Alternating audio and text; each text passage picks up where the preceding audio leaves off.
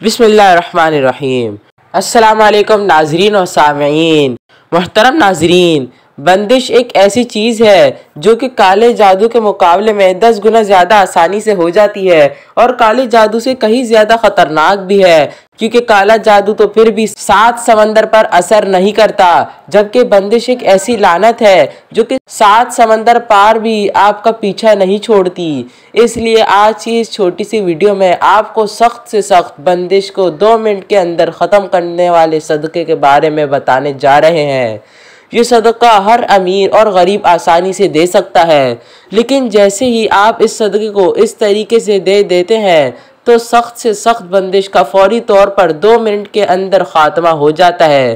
प्यारे बहन भाइयों, ये काले माह का सदका हर किस्म की बंदिश को ख़त्म करने के हवाले से है। आपने भी काले माह के सदक़े के बारे में ज़रूर सुन रखा होगा, लेकिन 99% लोग गालिबन इस सदक़े को गलत तरीके से देते हैं, जिससे बंदिश दूर होना तो छोड़े उल्टा इंसान गुनहगार हो जाता है। इसलिए आज की वीडियो में आपको काले माह का सदका देने का ठीक तरीका बताएंगे, जो कि 2 मिनट के अंदर हर किस्म की बंदिश को ख़त्म कर देता है। इसलिए अगर आपको भी ज़रा बराबर भी शक है कि आप पर किसी किस्म की कोई बंदिश हो गई है, तो आप भी इस अमल को ज़रूर कर लें। किसी इंसान पर बंदिश हुई या नहीं हुई, इस चीज़ का पता चलाना भी बहुत आसान काम है। अगर आपके भी हर काम में रुकावट आ जाती है, बनता काम बिगड़ जाता है, काम अच्छा भला बन रहा होता है, तमाम चीज़ें ठीक जा रही होती हैं, लेकिन आखिर में कोई रुकावट आ जाती है, तो ये एक बंदिश की निशानी हो सकती है। इसी तरह अगर आप दौलतमंद होना चाहते हैं और दौलतमंद होने के लिए आप दिन रात मेहनत भी करते हैं, लेकिन बावजूद उसके अगर आप कारोबार करते हैं, बहुत ज़्यादा मेहनत करते हैं, लेकिन फिर भी आपका कारोबार नहीं चलता, तो ये भी एक बंदिश की निशानी है। इसी तरह आपके मुशाहिदे में भी ऐसे नौजवान ज़रूर आए होंगे जो बहुत ज़्यादा काबिल और पढ़े लिखे होते हैं, लेकिन आला तालीम याफ्ता होने के बावजूद भी उन्हें कोई नौकरी नहीं मिलती। इसी तरह आपने ऐसे लड़के और लड़कियों को भी देखा होगा जो कि शक्ल सूरत में भी बहुत ज़्यादा अच्छे होते हैं, खूबसूरत होते हैं, पढ़े लिखे भी होते हैं, अच्छे ख़ानदान से भी ताल्लुक़ होता है, लेकिन उसके बावजूद भी उनका रिश्ता नहीं हो रहा होता या बात बनती बनती बिगड़ जाती है, तो ये भी बंदिश की बहुत बड़ी निशानी है। इसी तरह आपने ऐसे लोग भी ज़रूर देखे होंगे जो कि अच्छी नौकरी पर लगे होते हैं या अच्छा भला कारोबार कर रहे होते हैं, लेकिन अचानक से उनका दिल ही नहीं करता कि वो नौकरी पर जाएं या कारोबार पर जाएं, अपनी दुकान पर बैठें। उनका दिल करता है कि हर वक्त घर में ही बैठे रहें, या हर वक्त सुस्ती और थकावट छाई रहती है, जिस वजह से उनका किसी काम में दिल ही नहीं लगता है, तो ये भी एक बंदिश की ही निशानी है। यानी बंदिश एक ऐसी चीज़ है जो कि ज़िंदगी में आपको आगे नहीं बढ़ने देती। ज़ाहिरी बात है, बंदिश नाम से ही जायद है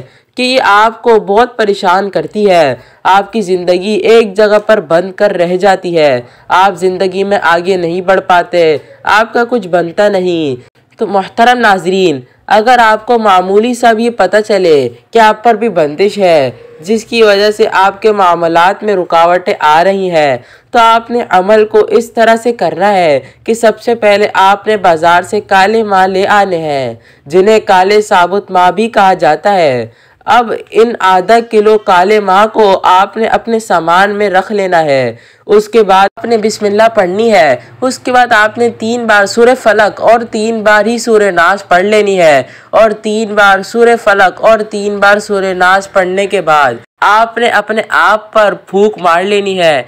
अब आपने अपने सामने जो काले माह रखे हैं उनका आपने सदका कर देना है। काले माह का सदका आप 2 तरह से कर सकते हैं। पहला, उन काले माह को किसी गरीब को दे दें। आप गरीब से पहले पूछ लें क्या वो काले माह लेगा। अगर वो रजामंद है तो आप उसको ये काले माह दे सकते हैं।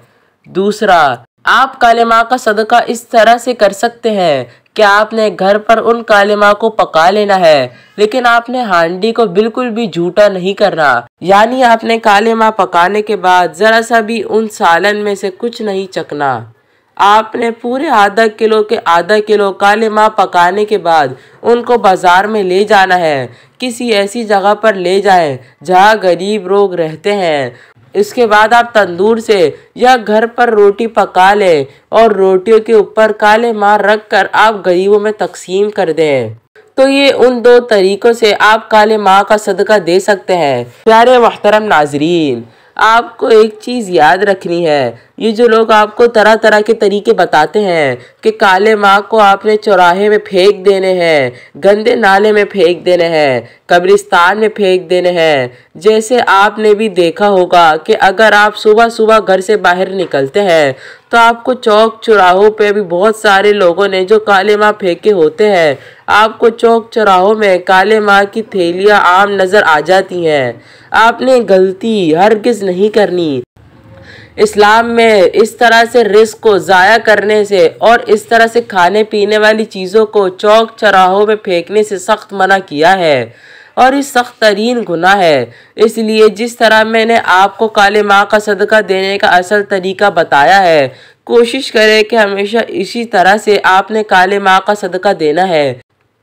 इसके अलावा प्यारे मोहतरम नाजरीन, ये बहुत ही छोटी है लेकिन बेहद ताकतवर सूरत है। इसलिए कोशिश करें कि इन दोनों सूरतों को अपनी ज़िंदगी में शामिल करें। जिस दिन भी आपने 3 बार सूरह फलक और 3 बार सूरह नास पढ़ लेते हैं, उस दिन आप पर ना तो कोई जादू चलता है, ना कोई और दूसरा अमल करता है और ना ही किसी किस्म की बंदिश आप पर रहती है। तो मोहतरम नाजरीन, ये थी कुछ अहम मालूमात जो हम आपको पहुंचाना हमारा फ़र्ज समझते हैं। ज़िंदगी रही तो फिर कल एक और वीडियो आपकी खिदमत में लेकर हाजिर होंगे। अल्लाह आपका हाफिज़।